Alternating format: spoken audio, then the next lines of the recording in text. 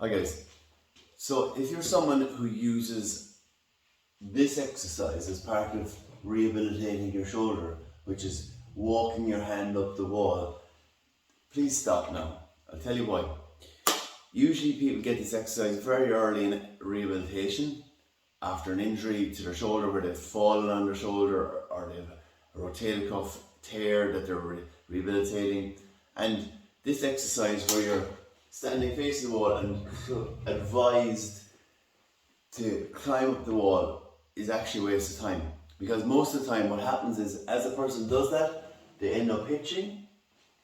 They hitch like this, so the shoulder is in by their ear, and this is early scapular elevation, so the shoulder blade is rising up early, right? And there can be multiple reasons for that. Usually number one, restriction of the joint, and number two, avoiding pain. So here we have a shoulder, all right, and there's the socket and there's the ball in the socket, okay? So what happens is if that shoulder is going up and down, the ball needs to rotate properly in the socket for that shoulder to work properly, okay?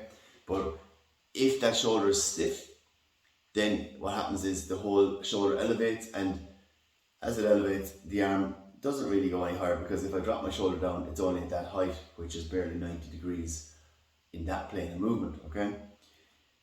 So what is happening is the stiffness isn't even getting worked out of the shoulder, or the structures in between underneath the acromion space in here. So there's, let's say the green band is indicating the structures and the ball is underneath the structures, and then that green band is getting compressed underneath that bone here. That's the acromion bone, and those structures are getting compressed because you're jamming the ball into the socket even more and it's too stiff to tolerate it, okay? So please stop doing the walking up the wall exercises. Instead, if you look at your movement and you put your elbows by your side and open out to the side, and if there's a restriction when you do that, so the good side is out to here and the other side is to here, that needs to be addressed first. Because if you do not have sufficient movement in this low zone here, then you're definitely not going to have it in the high zone up here. So you have to work it appropriately, the ranges of movement from the low zone to mid to high before you go overhead. Otherwise it's never going to happen.